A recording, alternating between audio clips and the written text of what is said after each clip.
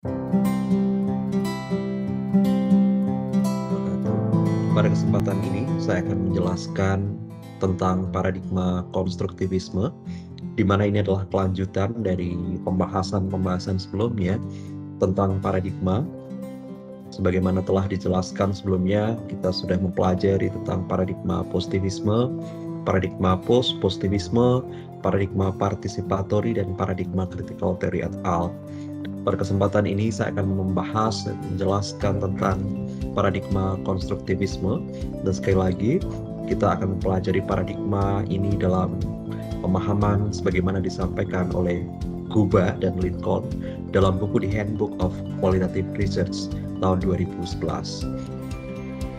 Baiklah, untuk memulai penjelasan ini saya akan tampilkan bahan paparan tentang paradigma utama. Sebagaimana kita ketahui, 5 paradigma ini adalah 5 paradigma yang kita akui dalam komunitas ilmiah hingga saat ini. Saya akan jelaskan tentang paradigma konstruktivisme dan saya akan menuju kepada tabel paradigma konstruktivisme. Saya akan jelaskan dalam ontologi, epistemologi, dan metodologinya. Menuju ke ontologi paradigma konstruktivisme, bahwa penganut paradigma ini memahami realitas sebagai sesuatu yang relatif, ya, dalam ontologi relativisme, bahwa realitas itu terlihat atau dilihat secara relatif. Kebenaran dengan demikian bersifat relatif. Apa maksudnya? Bahwa kita akan melihat tentang realitas yang majemuk dan beragam, ya, bahwa ada banyak realitas dan berbeda-beda. Realitas itu tidak tunggal, atau kebenaran itu tidak bersifat tunggal, namun kebenaran itu bisa majemuk dan beragam, banyak dan berbeda-beda. Kebenaran bisa bersifat relatif, atau realitas bisa kita lihat secara relatif. Kita tidak melihat sebuah realitas yang harus dipahami secara tunggal, ya, kebenaran yang bersifat tunggal, bahwa realitas itu hanya satu, seragam, universal untuk semua orang. Pemahaman yang saya sampaikan terakhir ini adalah pemahaman yang dipahami atau kebenaran yang diyakini dalam paradigma positivisme. Untuk mereka yang berparadigma konstruktivisme, mereka akan melihat bahwa kebenaran itu bersifat relatif, bukan satu, bukan tunggal, bukan seragam, tapi ada banyak dan berbeda-beda, majemuk dan beragam. Di mana kebenaran itu terletak? Kebenaran itu terletak pada konstruksi mental manusia. Konstruksi mental manusia itu artinya ada di pikiran manusia atau dalam intelektualitas manusia. Dia ada di kepala manusia, ada di dalam diri kita, di dalam konstruksi mental diri kita. Dengan demikian kita bisa pahami bahwa realitas itu terletak di dalam diri subjek, dalam konstruksi mentalnya. Bukan berada di luar sana, tapi ada di dalam konstruksi mentalnya, ada di kepalanya, ada dalam pikirannya. Nah, kebenaran atau realitas yang terletak dalam pikirannya, dalam konstruksi mentalnya, itu tergantung dari pengalaman sosial individual manusia itu masing-masing. Jadi pengalaman sosial individual kita masing-masing akan menentukan bagaimana konstruksi mental kita tentang sesuatu. Ya, jadi kita akan melihat bahwa kebenaran itu dibentuk dalam konstruksi mental kita sesuai dengan pengalaman sosial individual kita masing-masing. Disitulah kita memahami bahwa kebenaran itu relatif atau realitas itu dipahami secara relatif. Karena tergantung konstruksi mentalnya masing-masing yang dibentuk oleh pengalaman sosial individual masing-masing. Dengan demikian, kebenaran atau realitas itu akan bersifat lokal dan spesifik. Ya. Realitas itu bersifat lokal dan spesifik. Kembali lagi, seperti yang tadi saya sampaikan di awal, kita melihat ada kebenaran yang bersifat tunggal, seragam, dan universal. Itu kebenaran atau realitas yang dipahami dalam paradigma positivisme. Tapi dalam konstruktivisme kita memahami tentang adanya keberagaman, bahwa realitas itu bisa sangat individual, sangat lokal, dan sangat spesifik. Kenapa individual, lokal, dan spesifik? Karena kebenaran itu ada di dalam konstruksi mental, ada di dalam diri kita. Ini sangat lokal, ini sangat spesifik. Karena kebenaran itu atau realitas itu dibentuk dalam konstruksi mental kita masing-masing, maka bentuk dan isi atau makna dari apapun itu berpulang atau tergantung kepada diri kita sebagai subjek. Jadi, kita akan memahami dunia ini dalam konstruksi mental kita masing-masing. Jadi, kebenaran itu akan berpulang kepada subjektivitas kita atau kepada pikiran kita. Jadi, kebenaran itu akan tergantung kepada konstruksi mental kita masing-masing. Subjek kita atau kita sebagai subjek ini akan menentukan kebenaran berdasarkan pengalaman kita masing-masing. Nah, konstruksi mental kita, ya, apakah bersifat final? Apakah kita melihat dan memahami sesuatu secara final dalam konstruksi mental kita? Menurut paradigma konstruktivisme, tidak ada realitas yang final, tidak ada kebenaran yang final. Semuanya dapat berubah, ya. Kebenaran juga bisa berubah, realitas juga bisa berubah, tidak statis, tidak final. Namun dia sangat dinamis, dapat berubah menjadi lebih inform dan atau sophisticated. Dapat menjadi lebih inform, informasinya akan bertambah, lebih terinformasikan. Sophisticated, lebih canggih, lebih kaya. Jadi kebenaran itu tidak stuck atau tidak final, tidak finish. Dia akan bisa berubah. Dia akan bisa berkembang menjadi lebih inform, menjadi lebih sophisticated. Ya, kenapa bisa lebih inform dan atau sophisticated? Karena pengalaman sosial individual kita juga berubah, tidak akan pernah stuck atau berhenti. Maka kebenaran juga terus-menerus akan bergulir atau berubah secara dinamis. Ya, maka kebenaran itu akan terletak di sini dalam konstruksi mental kita. Sekali lagi, sesuai dengan pengalaman sosial individual kita yang juga tidak akan pernah stuck. Dia akan terus bertambah dan berkembang. Itu artinya realitas itu terbentuk secara lebih inform dan atau sophisticated. Ya. Kebenaran terus juga akan berkembang. Pengalaman kita akan membentuk konstruksi mental kita. Itu tidak akan pernah berhenti. Kemudian humanis. Kenapa humanis ya? Humanis dari kata human, bahwa kita akan melihat sesuatu dalam aspek kemanusiaan yang kuat, ya, bahwa realitas dalam paradigma konstruktivisme itu sangat humanis. Kenapa? Karena kita akan memahami realitas sesuai dengan subjek, atau kita sebagai subjek itu akan bisa memahami sesuatu secara lebih humanis. Ya, karena pikiran kita, subjektivitas kita bisa masuk secara luas.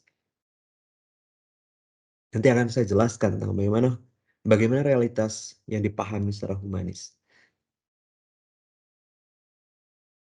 Jadi menurut ontologi paradigma konstruktivisme ini, bahwa kebenaran itu menjadi sangat relatif, sekali lagi. Dia ada dalam konstruksi mental kita masing-masing yang itu terus berkembang. Pengetahuan kita akan membentuk kita. Ya, pengetahuan kita, pengalaman-pengalaman kita yang terus bertambah itu akan membentuk pikiran kita. Itu akan menentukan kebenaran dalam konstruksi mental kita. Jadi kebenaran itu bukan terletak di luar sana, tapi kebenaran itu terletak di dalam diri kita sebagai subjek. Ada dalam pikiran kita, ada dalam konstruksi mental kita.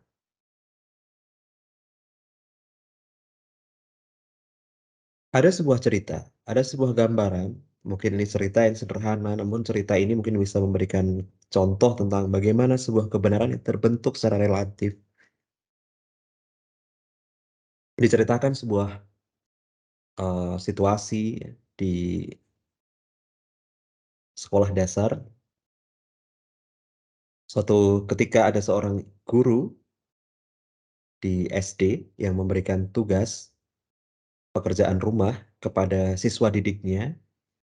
Jadi dalam pelajaran uh, tematik ya, sekarang ini kita ketahui mata pelajaran yang ada di SD itu sifatnya tematik begitu ya. Jadi kalau dulu mungkin ini pelajaran kewarganegaraan gitu ya. Seorang guru memberikan tugas PR kepada muridnya. Apa yang kamu lakukan sebelum berangkat ke sekolah? Nah, semua anak siswa ini menjawab soal yang disampaikan oleh guru, dan besok dia kemudian hadir di kelas, dan guru memeriksa hasil jawaban mereka. Semua anak di kelas mendapatkan nilai 100 atas jawaban yang diberikan, kecuali satu orang anak yang tidak mendapatkan nilai. Apa yang terjadi? Dari seluruh siswa di kelas itu, semua anak kecuali satu orang menjawab bahwa sebelum berangkat ke sekolah, saya akan berpamitan kepada kedua orang tua saya. Saya akan mencari ayah, ibu, saya akan berpamitan, mencium tangan, kemudian mengucapkan salam, dan meninggalkan rumah untuk berangkat ke sekolah. Jawaban ini jawaban yang betul, ya, sebagaimana jawaban yang diharapkan dalam kriteria jawaban benar oleh guru di kelas itu. Namun ada satu anak yang tidak mendapatkan nilai dari apa yang dia jawab. Si anak ini menjawab, sebelum berangkat ke sekolah, nah saya mencari ayah dan ibu. Pak, Bu, sangu nendi. Ya, kalau saya terjemahkan, Pak, Ibu, sangunya mana? Jawaban itu disampaikan apa adanya dalam jawaban kerjaan rumah si anak ini. Yang kemudian oleh gurunya itu disalahkan. Anak ini tidak mendapatkan nilai. Nah, anak ini sangat kebingungan. Anak ini tidak mendapatkan penjelasan. Dia juga tidak mengerti tentang kenapa dia tidak mendapatkan nilai, karena itu sesungguhnya adalah apa yang dia lakukan sehari-hari. Jadi konstruksi mentalnya akan menjawab seperti itu, ya. Karena sebelum berangkat ke sekolah dia selalu melakukan itu. Dia memahami bahwa sebelum berangkat ke sekolah ya seperti itu memang realitasnya. Nah, realitas ini terbentuk dalam pengalaman sosial individual si anak ini. Nah, celakanya dalam pendidikan yang positivistik, ya sekali lagi pengaruh pendidikan itu ya sangat kuat ya dalam paradigma positivistik yang segala sesuatunya sangat terukur, harus objektif ya, parameter benar salah dibuat sangat kriteria-kriteria yang ketat begitu ya. Kalau nggak seperti ini kriterianya maka ini menjadi salah ya. Jadi aturan-aturan atau parameter-parameter yang positivistik itu ya juga berkembang secara sangat kuat dalam dunia pendidikan, dan kita lihat dalam guru yang tadi kita bisa lihat di kelas ini sangat-sangat positivistik. Jadi apa yang dijawab anak ini salah. Kita coba bayangkan jika seorang guru ini mampu menampilkan diri sebagai seorang yang berposisi sebagai fasilitator. Jika dia seorang konstruktivis, maka dia bisa memberikan pemahaman baru kepada anak ini. Ya, supaya apa? Supaya si anak ini bisa berubah. Supaya pemahaman baru ini bisa dipahami, bisa diterima, dan anak ini menjadi lebih inform dan atau sophisticated. Bahwa kebenaran yang diyakini sebelumnya seperti itu bisa diperbaiki, bisa diubah. Supaya anak ini paham bahwa, Mas, Dek, apa yang kamu lakukan itu nggak salah. Tapi coba besok kamu melakukan hal ini. Coba, ya, kita harus sopan, kita harus santun dengan orang tua kita, maka sebelum berangkat ke sekolah kita harus berpamitan dengan baik.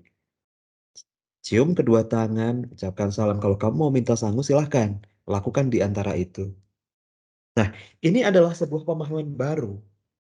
Nah, ketika kita bicara tentang konstruktivisme, realitas itu terus berkembang. Maka informasi baru ini akan diterima oleh si anak ini supaya dia menjadi lebih kaya, dia lebih inform. Besok dia bisa berubah. Nah, inilah pendidikan yang konstruktivis gitu, yang melibatkan tentang pengalaman, bahwa peran-peran guru masuk di situ sebagai fasilitator untuk membangun dialog.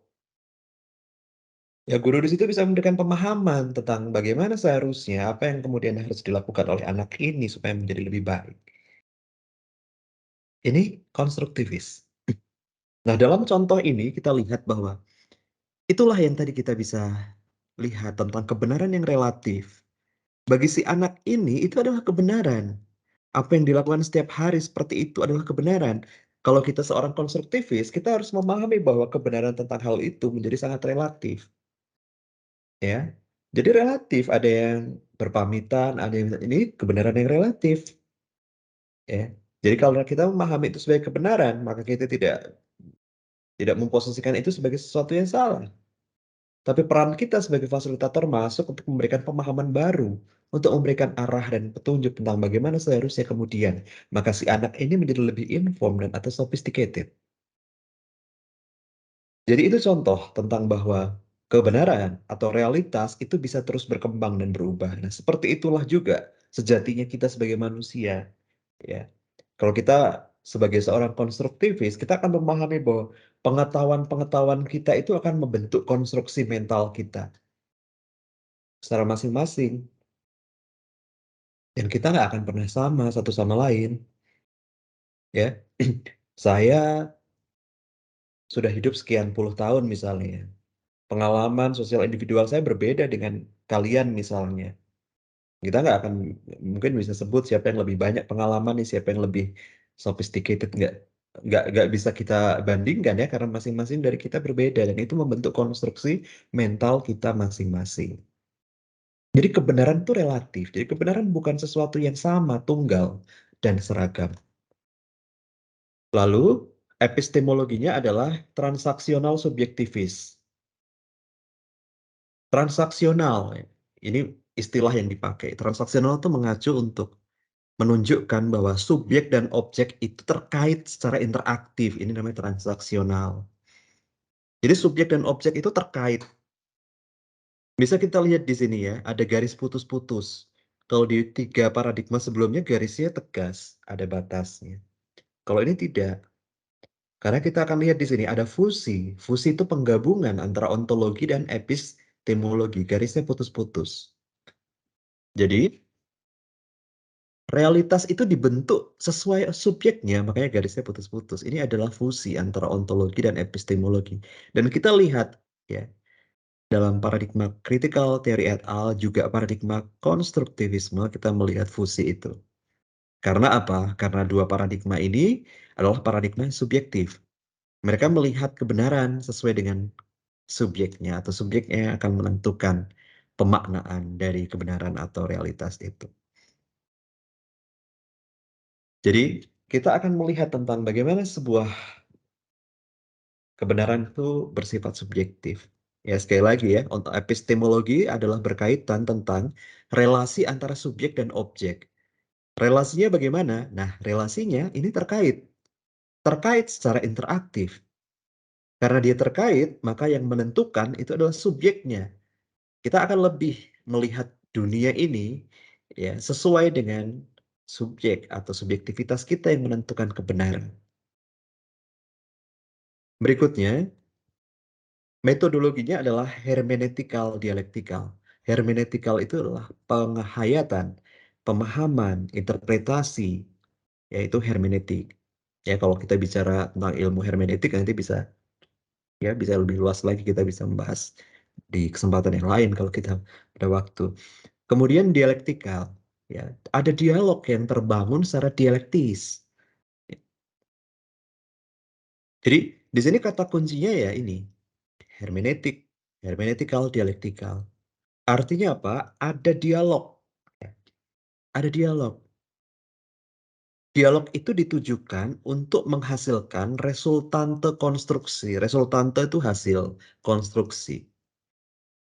Jadi kita butuh dialog untuk menghasilkan resultante konstruksi atau apa yang kita sebut sebagai konsensus atau kesepakatan.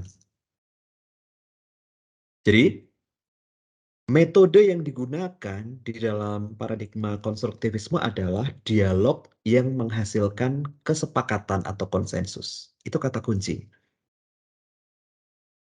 Kenapa harus ada dialog yang menghasilkan kesepakatan? Karena ya kita kembali lagi kepada ontologinya bahwa realitas itu adanya di sini, ada di kepala kita, ada dalam konstruksi mental kita. Oleh karena itu, ya, metode yang digunakan ya kita harus berkomunikasi, kita harus berdialog, ya. Karena apa yang kita pahami itu ada di kepala, maka kita harus sampaikan. Kita harus bangun dialog. Ya, kita harus bangun dialog untuk mencapai kesepakatan. Kata kuncinya itu. Ya, sekali lagi, kenapa harus ada dialog? Karena kebenaran ada di kepala. Karena realitas itu ada di kepala, maka harus disampaikan. Kita bangun sebuah dialog, kita buat kesepakatan. Ini kuncinya. Nah, bagaimana kalau kita kontekskan ini ke dalam hukum? Ya, kalau kita kontekskan ini ke dalam hukum, apakah hukum itu bagi paradigma konstruktivisme? Bagi paradigma konstruktivisme, hukum itu adalah sesuatu yang relatif. Ya, kita akan memahami hukum itu relatif. Jadi hukum itu bukan satu, sama, seragam, tunggal. Sebagaimana positivisme memahami bahwa hukum itu adalah peraturan perundang-undangan. Satu, sama, seragam, top down, satu untuk semuanya. Positivisme. Tapi kalau konstruktivis, ya, konstruktivisme, seorang konstruktivis akan memahami bahwa hukum itu bisa relatif. Di mana letak hukum itu ada di konstruksi mental kita, di kepala kita. Nah, konstruksi mental kita itu dibangun oleh pengalaman sosial individual kita. Ya kembali lagi, intinya hukum ada di mana? Ada di kepala kita, ada di konstruksi mental kita. Lalu bagaimana ketika ada persoalan hukum? Apa wujud hukum itu? Kalau hukum itu ada di kepala, nah kita kembali ke metodologinya. Kita lihat di metode yang tadi saya sampaikan. Karena kebenaran itu ada di kepala, maka kita perlu lakukan dialog untuk membentuk sebuah kesepakatan atau konsensus. Jadi hukum itu bisa berbentuk kesepakatan-kesepakatan. Nah, kesepakatan-kesepakatan ini sangat humanis, sangat lokal, dan sangat eh, individual, sangat spesifik, juga sangat kontekstual. Kenapa? Karena hukum yang kita buat dalam bentuk kesepakatan ini adalah hasil konstruksi dari konstruksi mental masing-masing pihak. Ini akan mencerminkan keinginan masing-masing pihak, kebutuhan masing-masing pihak. Semuanya ngomong sesuai dengan konstruksi mental untuk membentuk kesepakatan. Kalau kita bicara adanya kesepakatan, kesepakatan itu mestinya dibangun dalam kedudukan yang sama dan setara.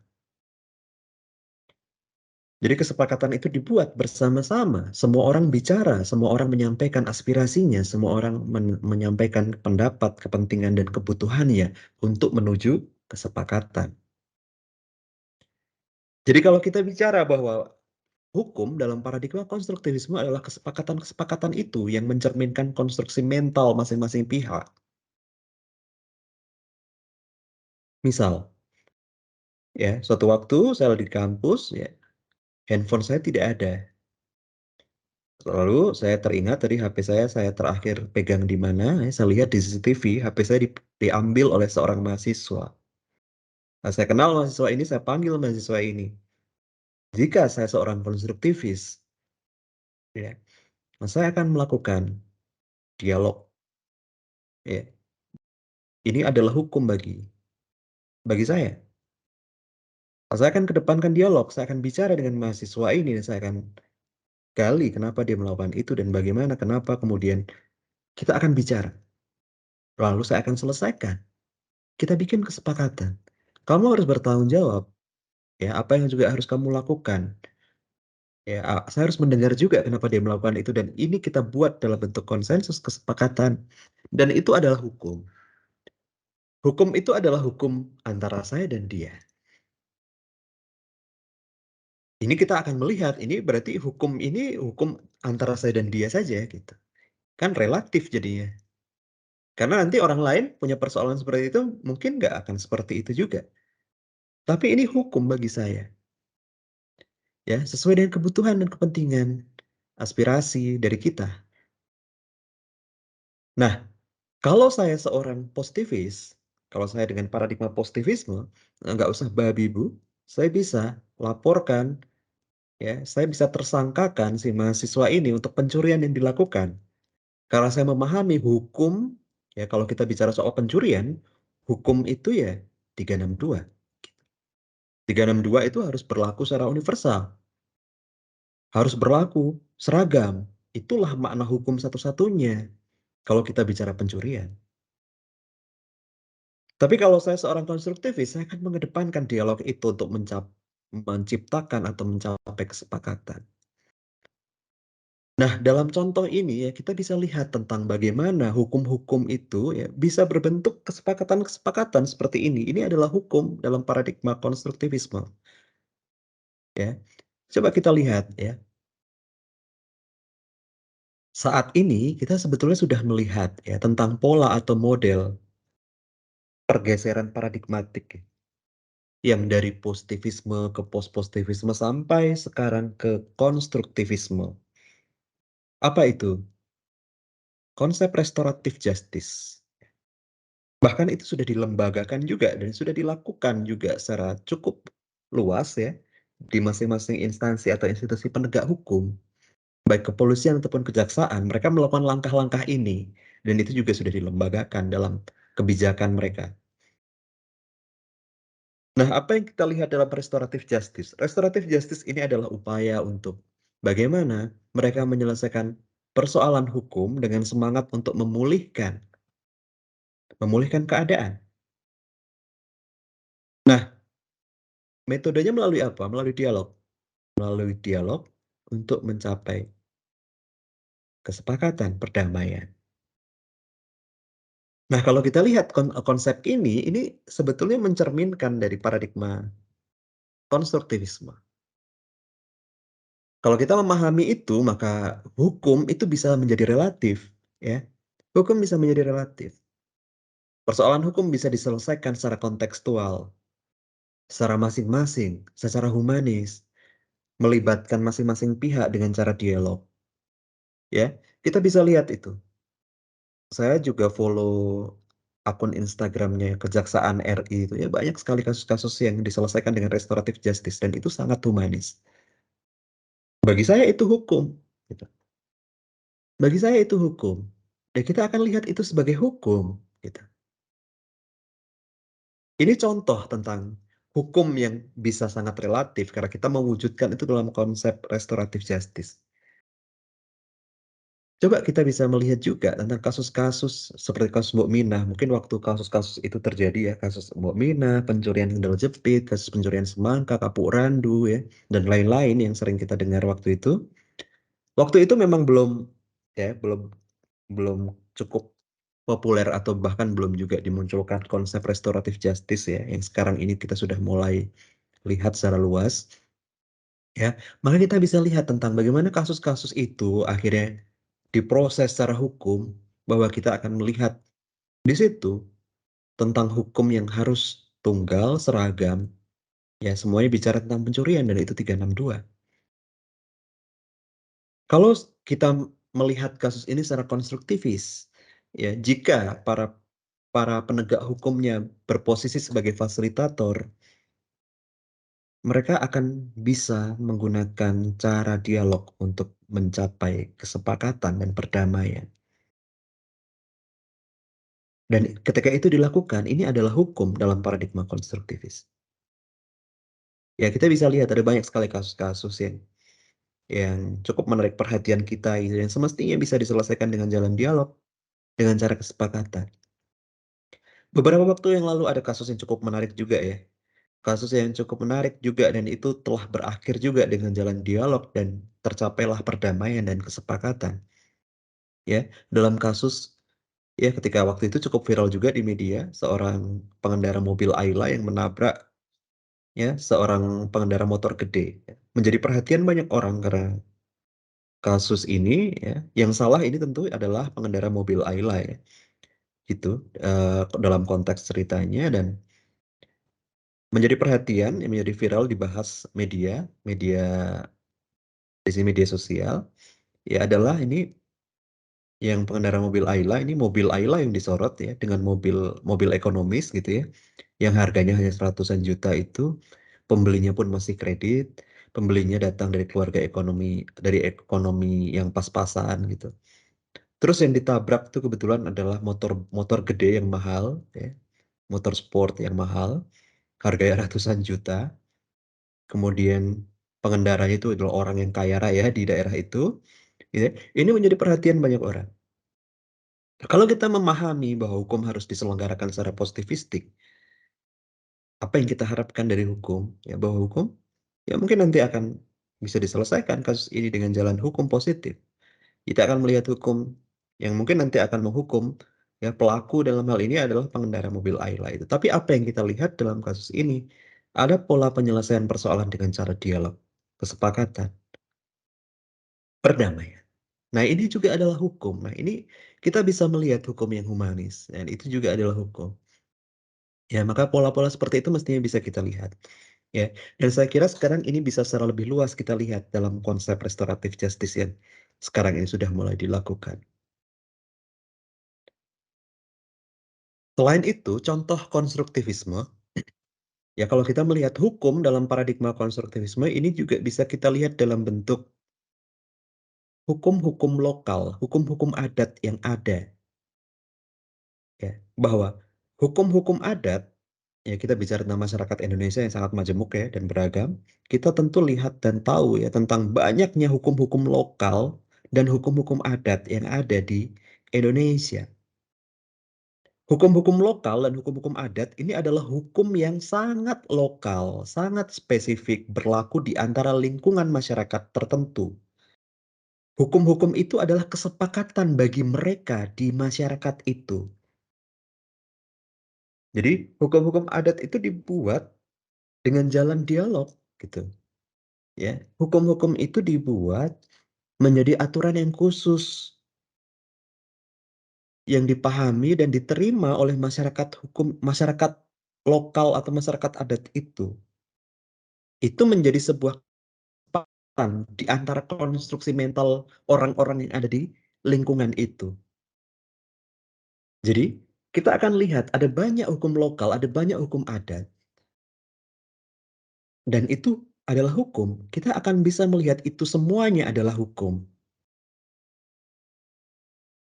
Jadi hukum-hukum yang merepresentasikan pikiran-pikiran dari masyarakatnya, konstruksi mental mereka yang diwujudkan dalam bentuk kesepakatan, ini adalah hukum. Tapi kalau kita melihat dalam paradigma positivisme, ya, hukum negara yang harus determinan, harus punya aspek kepastian, hukum satu-satunya, top down. Kalau kita sebagai seorang konstruktivis, kita pahami bahwa hukum-hukum lokal, hukum-hukum adat ini juga adalah hukum. Dan kita bisa lihat ya, ada banyak ketegangan antara hukum lokal dan hukum nasional. Karena banyak ya, mungkin penegak-penegak hukum yang sangat positivistik ya. Ada suatu cerita di masyarakat hukum adat ya. Ada satu kasus pembunuhan mereka sudah selesaikan dengan cara adat. Masyarakatnya sudah mencapai titik harmoni, sudah nggak ada masalah antara keluarga korban dan keluarga pelaku. Mereka sudah mencapai titik temu. Mereka sudah berdamai, mereka sudah selesai dengan tradisi adat yang mereka lakukan, dan pelaku sudah dihukum dengan cara adat. Tapi polisi tahu, ya, polisi lihat ini ada pembunuhan, 338 bisa masuk, ini hukum negara harus deterministik. Hukum negara ini harus pasti. Ini pembunuhan, dan pembunuhan itu bukan delik aduan. Negara bisa masuk. Akhirnya si pelaku ditersangkakan, menjadi terdakwa. Dan itu sangat menarik perhatian kita semua ya. Pada saat proses persidangan itu dilakukan, para masyarakat adat itu berdemonstrasi di luar gedung pengadilan. Gitu ya. Itu contoh tentang bagaimana ketika masyarakat sudah mencapai titik harmoni, negara masuk. Ini kan perbedaan tentang bagaimana hakikat hukum itu dipahami. Mereka yang positivistik akan memahami hukum itu satu-satunya ya hukum negara. Sementara mereka masyarakat lokal, masyarakat adat itu memahami itu juga adalah hukum. Jadi ketika kita memahami bahwa hukum itu bisa menjadi relatif, hukum itu ada banyak karena konstruksi mental masyarakat atau manusia itu berbeda-beda, ya kita akan memahami itu secara konstruktivis. Jadi hukum yang terbentuk dengan nafas konstruktivisme. Jadi kita akan melihat itu contoh-contohnya adalah dalam bentuk hukum hukum adat atau hukum-hukum lokal ya. Ada banyak sekali hukum, dengan demikian hukum itu menjadi relatif ya. Itu contoh tentang hukum dalam paradigma konstruktivisme. Kemudian muncul mungkin pertanyaannya bahwa Pak, apakah dengan demikian hukum dalam paradigma konstruktivisme itu tidak ada bentuknya, tidak ada wujudnya? Oh tidak. Jadi tidak masalah ketika hukum itu dibentuk atau diwujudkan dalam bentuk tertulis, nggak ada masalah. Ya, misalnya, kalau tadi ketika saya punya persoalan hukum ya, HP saya dicuri, mahasiswa tadi sudah saya panggil, kita melakukan dialog, saya buat kesepakatan, lalu setelah itu saya tuliskan kesepakatan itu dan kita tanda tangan, apakah itu kemudian pola penyelesaian itu kemudian menjadi positivistik? Enggak. Saya jawab tidak, bahwa kita akan melihat itu sebagai proses yang berlangsung secara konstruktivis.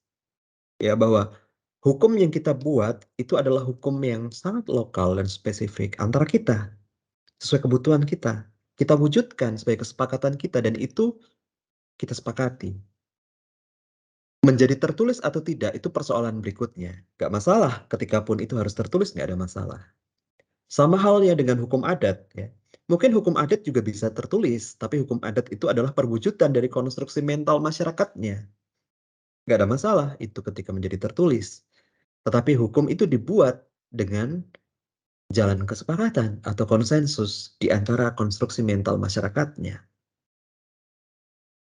Pertanyaannya adalah lebih luas, lebih jauh lagi, apakah dengan demikian, apakah bisa hukum negara itu terbentuk dengan cara konstruktivis? Bisa, bisa. Kita akan bisa melihat dan juga mengharapkan hukum negara itu bisa dibentuk secara konstruktivis.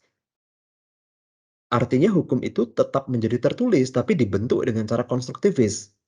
Dengan cara apa? Ya, dengan cara ya, hukum itu harus dibuat secara bottom up, dari bawah, mendengarkan aspirasi semua orang, semua pihak, semua stakeholder.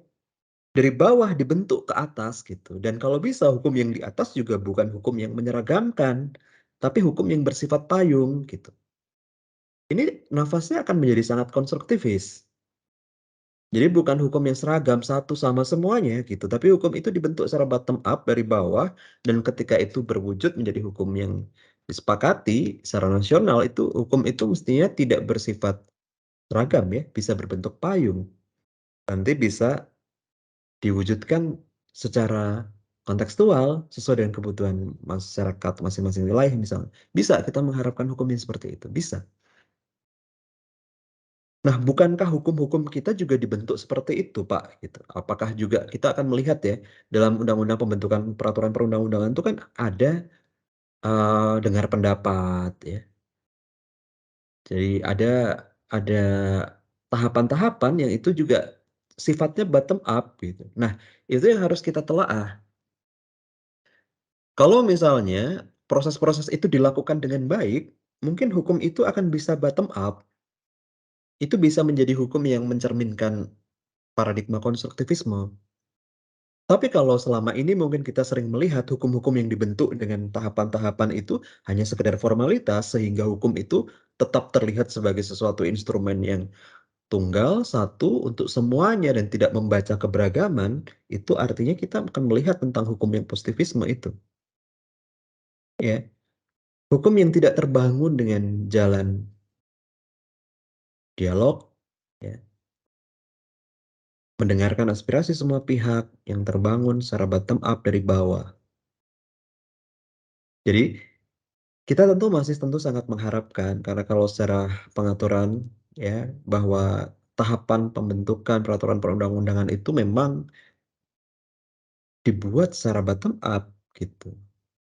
Ya kita berharap proses itu dilakukan secara ideal sehingga hukum negara itu bisa menjadi hukum yang konstruktivis, yang akan bisa memahami keberagaman.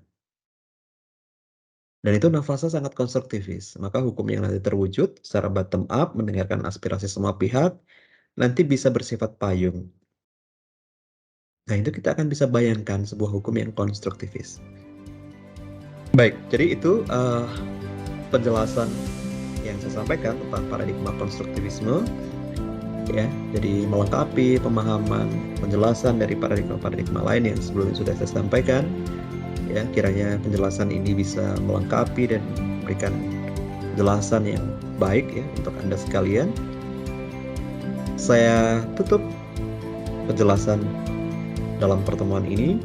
Ya, selamat belajar, selamat membaca.